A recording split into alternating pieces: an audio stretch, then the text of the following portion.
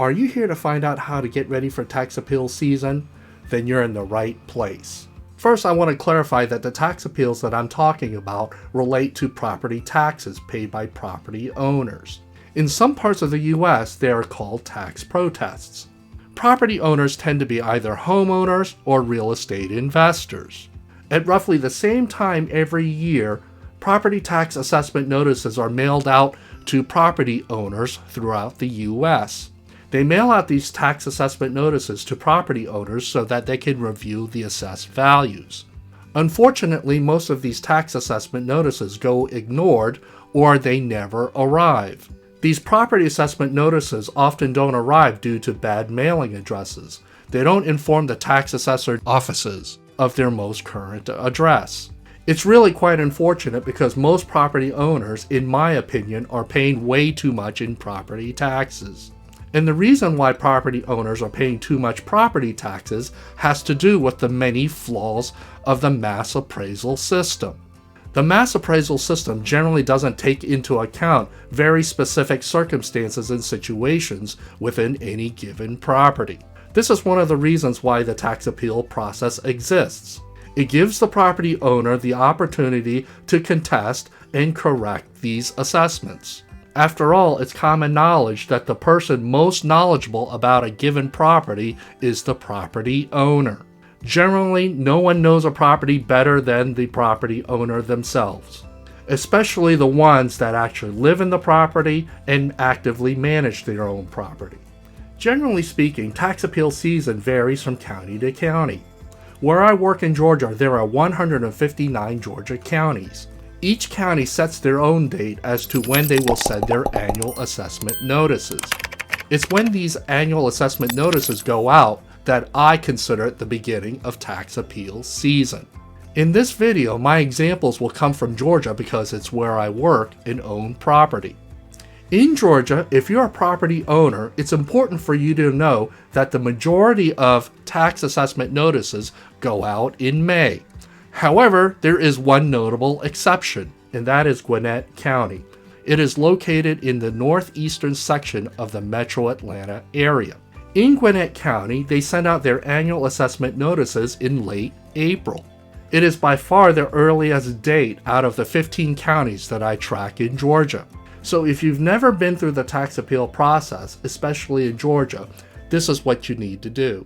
First of all, you have to make a list of all the properties that you own. For most people, it's going to be very easy. It's going to be the home that they live in.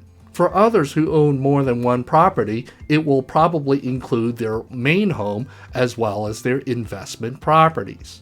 These properties can be scattered across one county, several counties, or even counties across different states. Regardless of where your properties are, you need to notate the counties in which each property is located in. Where the property is located will determine the county that has jurisdiction over that property. They will both assess the property and later on collect property taxes on that property.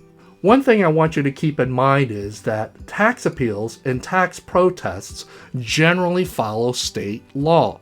However, what you're likely to find out is that each county operates in its own way, even if they are in the same state.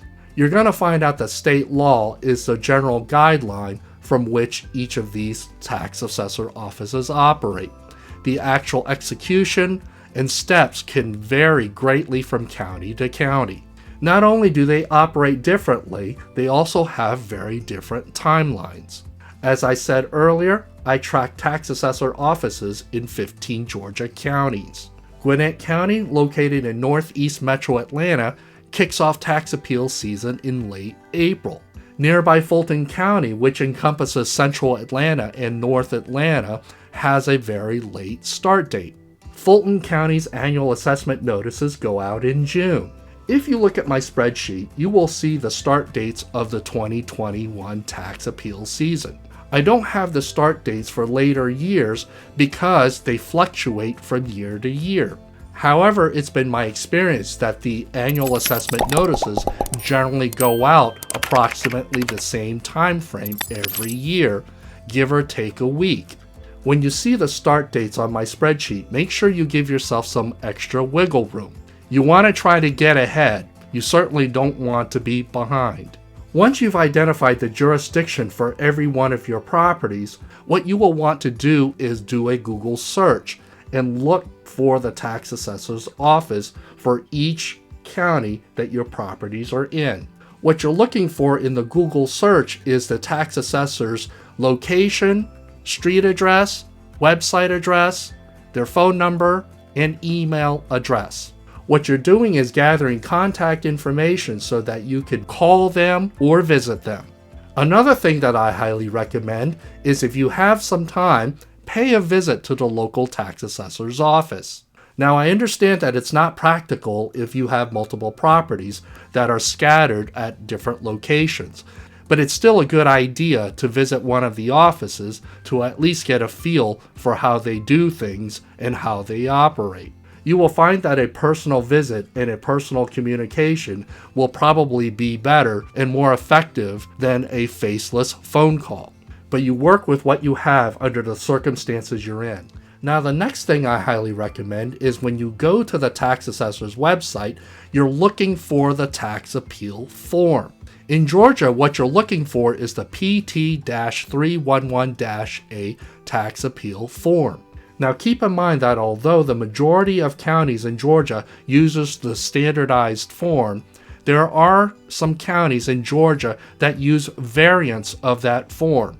This is one important reason why you want to get a jump on things. You don't want to be surprised if you find out that you have to use a variant form versus the standardized PT-311-A form. You want to follow the instructions and the local conventions of that county. Now, if you get confused and don't really know which form to download, this is why you should email or call your tax assessor's office. They will certainly steer you in the right direction so that you get the right appeal form. Now, the next important thing that you need to do to get ready for tax appeal season is that you need to make a list of defects, deficiencies, and deferred maintenance. These are the big 3 Ds that I tell property owners to track. Generally speaking, most property owners don't want to track the defects, deficiencies, and deferred maintenance within their properties. The reason why is because they are very unpleasant to think about. But if you're going to be doing a successful tax appeal in which you're trying to lower the assessed value, you need to compile a list. Now, some of you watching this video may say, I don't really have anything wrong with my property. And that may be true. However, it's been my experience that any property that has been occupied for 2 or more years has general wear and tear on the property. Even general wear and tear on the property is an important consideration.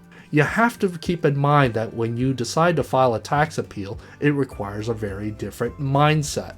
When you go looking to sell a home or lease out a home, you're trying to emphasize the positives. However, when you're filing a tax appeal, you're trying to emphasize the negatives. You have to look at your own property with a very critical eye. The more defects, deficiencies, and deferred maintenance that you can list and show, it helps you in the tax appeal process. This list that you're compiling of defects, deficiencies, and deferred maintenance will come in later when you file the tax appeal form. This list is important because what you're going to do next is you're going to go around the property and take photos that substantiate each and every item on that list. It's very hard for a tax assessor's office to dispute what you're saying when you provide photographic evidence.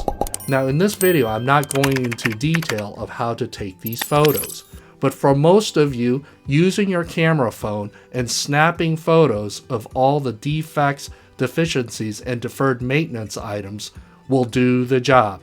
Now that you've reached this point, what I do recommend is take a look at this playlist. This playlist will give you additional information on how to fill out the tax appeal forms and additional winning strategies. If you enjoyed this video, make sure you hit the like button and subscribe to this channel so that you will receive notifications when I upload new videos. And I will see you in my next video.